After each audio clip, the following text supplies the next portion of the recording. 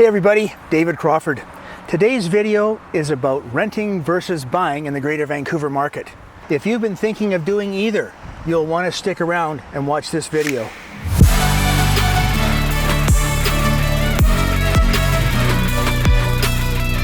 So hey everybody, I get asked this question all the time. Should I buy or should I continue to rent? So we're going to list the 4 things that are important about buying and the 4 things that are important about renting. Some of these you may know, some of these you might not know, but they're all important to understand the more advanced concepts throughout the video. So let's start with buying. Here's the 4 items that are really important. Home equity. Historically, it's always been a great investment. There's stability in fixed mortgage rates, and the best part is privacy. No landlord. The most important, in my mind, is home equity. Lots of people buy a home for their future retirement plans. The majority of people don't save enough for their retirement, and they use their home equity way in the future to augment that retirement income.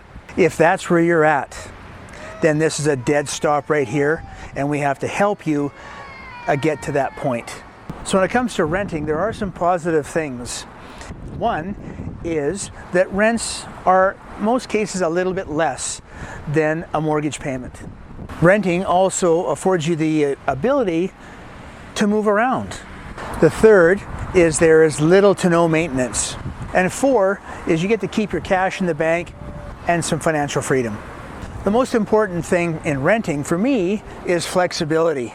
With what's going on in the world today, people are moving around a lot. However, if you were to buy something and say you wanted to move somewhere else, you want to have the opportunity to be able to rent that condo or apartment or home out. One of the biggest issues when it comes to buying a home is the large down payment, just due to the expensive nature of homes in the Vancouver region.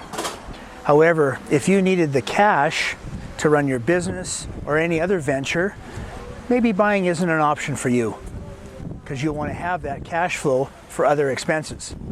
So what's it going to cost to buy a home in Vancouver today? Well, you could get away with a 5% down payment, but that's for an insured mortgage. And on top of that, you have enormous fees to insure your mortgage. So the best thing to do is put down between 10 and 20%. If it's 20% or over, there are no insurance fees, which is the better option, but that's a lot of money in some cases. So in buying a property, you're going to have to budget for closing costs. Those are legal fees. And depending on the type of property you buy, could be anywhere from $1,000 to $1,500. Also, you'll have to adjust for some taxes. But the biggest additional expense will be your property transfer tax.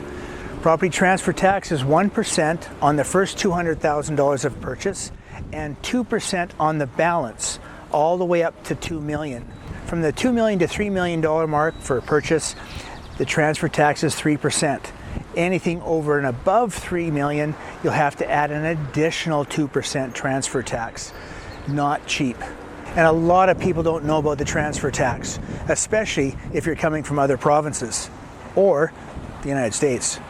So it's also really, really important to understand is repair costs to your home.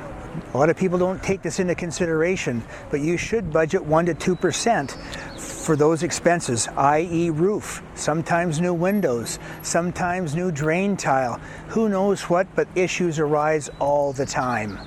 When it comes to renting versus buying, there's no clear-cut answer to this age-old question.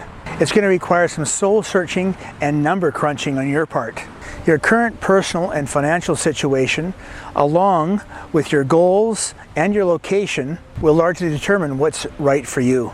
To help you along, Google mortgage calculator, and you'll be able to figure out closely what options work best for you. So hey guys, it's David Crawford. I sure hope you enjoyed this video. However, if you have any questions, anything at all, don't hesitate to call, text, or email. I'll be more than happy to help you out.